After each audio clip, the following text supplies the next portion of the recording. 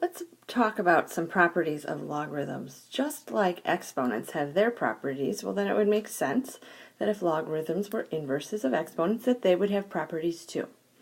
The first property we're going to talk about is the product property, which says this. So let's read what it's saying. It's saying if you have a log base b of the product of m times n, that will equal the same result as if you took log base b of m and added it to log base b of n. Then we have the quotient property. This one looks like this. And this one should look a little familiar to you because it's starting to reflect our exponent properties. But this one says log base b of the quotient of m divided by n will equal the same result as if you took log base b of m and then subtracted log base b of n. Finally, we have the power property, and this one will look different. It is this. And what this one is saying is if you have log base b of m to the power of n, that you will get the same result as if you took n, that exponent originally in this argument, n times log base b of m. Alright, let's practice using these. I'm going to make up some problems. The first one will look like this. Alright, it is read log base 4 of 3/7. And we need to use our exponent properties, and if you look back up here, this is a quotient that is taking place. We're taking 3 divided by 7, and if you look at this property, it just tells you that you'll get the same result as if you took the log base 4 of 3 minus the log base 3 of 7. So let's write that down using the property.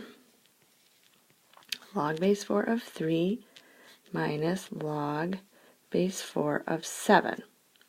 And because we don't know how to find log with base 4 in our calculator yet, your book will have to give you what those logs results are. So here's log base 4 of 3 and there's log base 4 of 7. So let's write down what log base 4 of 3 is. The book told us it was 0.792 minus log base 4 of 7, which is 1.404, and that will equal negative 0.612. Alright, let's try another one. This one, we are going to do log base 4 of 21.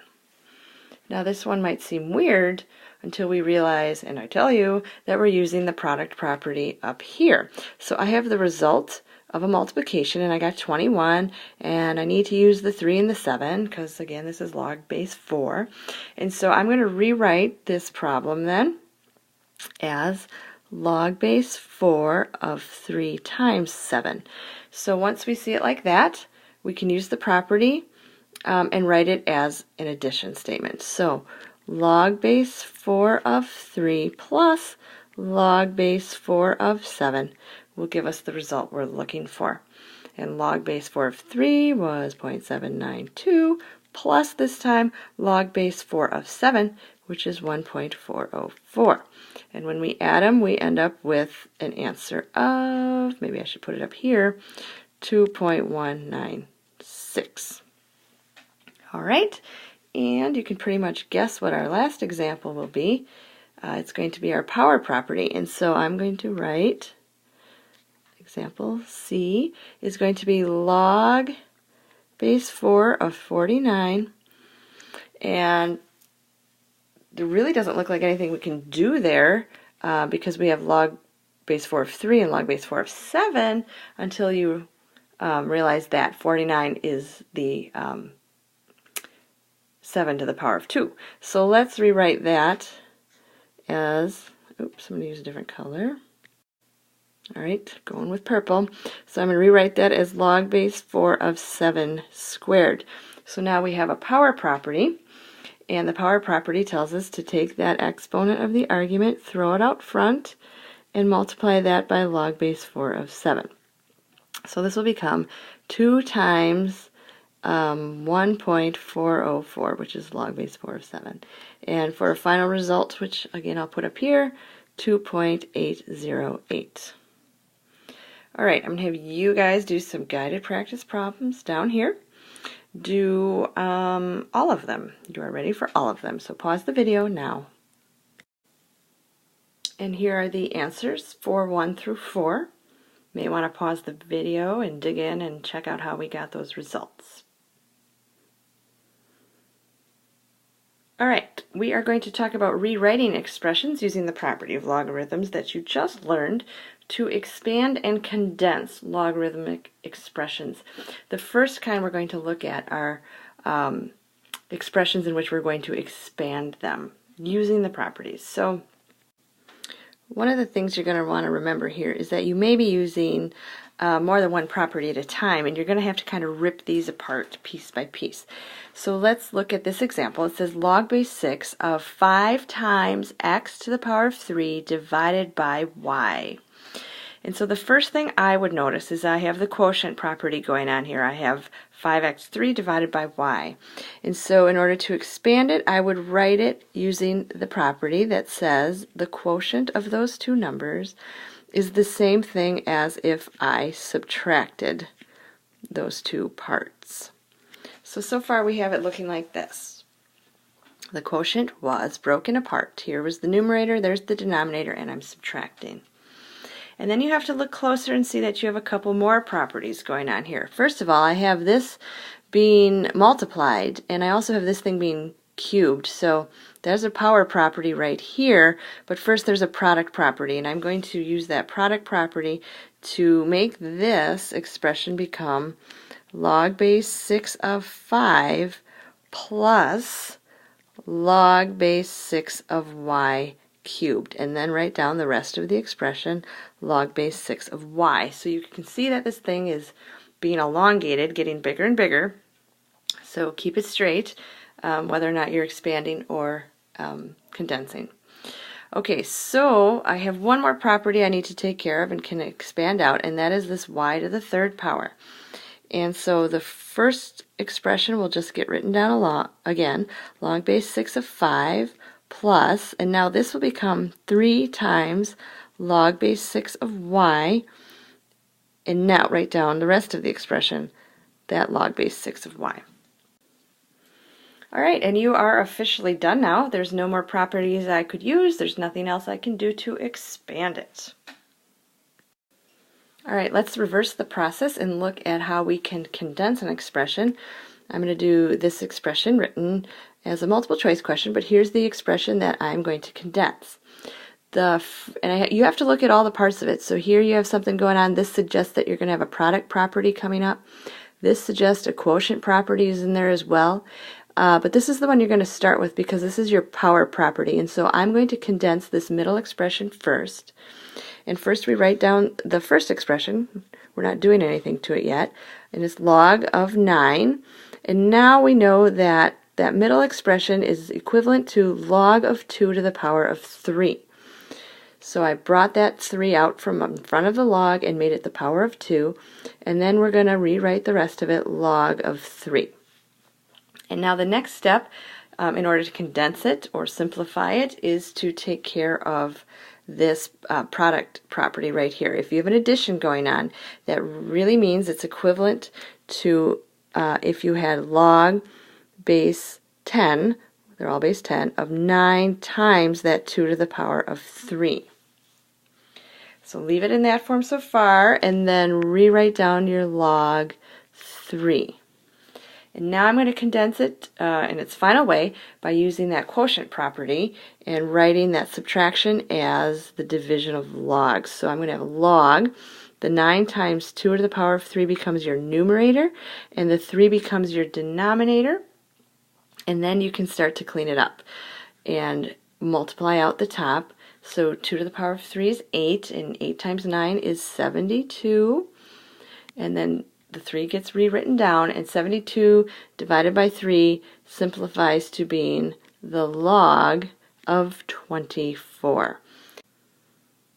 And so if you were looking at the multiple choice, you can see our answer was D. Make sure you're reading the directions. All it did is say which of the following is equivalent to. This didn't ask us to evaluate it and actually find out what the log base 10 of 24 was. All right, I would like you now to practice. I know this is confusing and hard, but trust me, you're going to get enough practice and you will start to get used to this. So do these two guided practice problems. One is expanding, number 5 is expanding, number 6 is condensing. Pause the video now.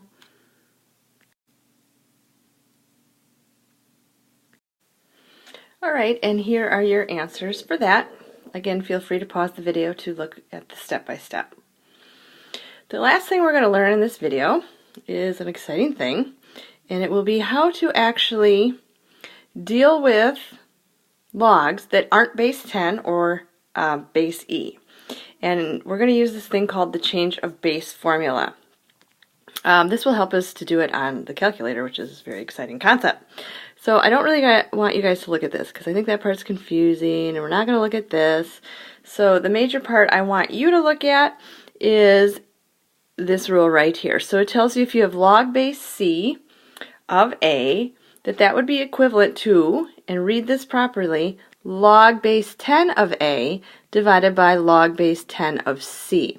So you take this base number and it becomes the argument of the denominator, and you take the argument of the original and it becomes the argument of the numerator. But the important thing is that both of these logs are base 10 now. Now this is kind of cool too if you look at the second part here, and it's telling you that if you have just a regular log base C of A, that you can also use the natural logs to change the base. So log base C of A would be equivalent to if you took the natural log of A divided by the natural log of C. And I'll prove to you in the coming examples that you can pick either option and you can get a result that's on your calculator. So let's look at example 8. It wants us to evaluate log base 3 of 8 using both the common logs and the natural logs. Normally you don't have to use both. This example is just showing you that both of those equations would work for you. So I'll keep my color coding and I will start with the red change of base formula here for this specific example. You have log base 3 of 8 and the equation tells you that that would be the same as log base 10 of 8 divided by log base 10 of 3. And now it's very exciting. You can grab your calculators and take log of 8 divided by log of 3. If you do it separately, you'll get something like this. Your calculator certainly can handle it all at once.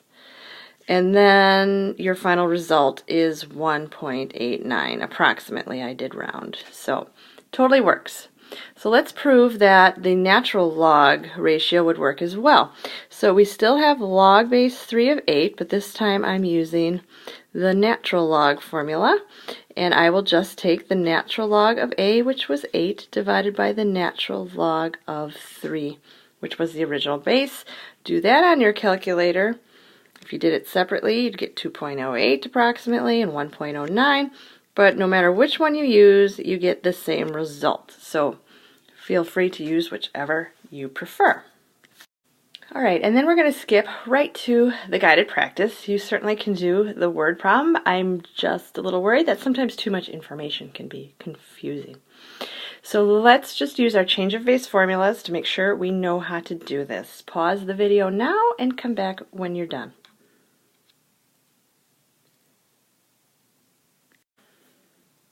And here are your answers.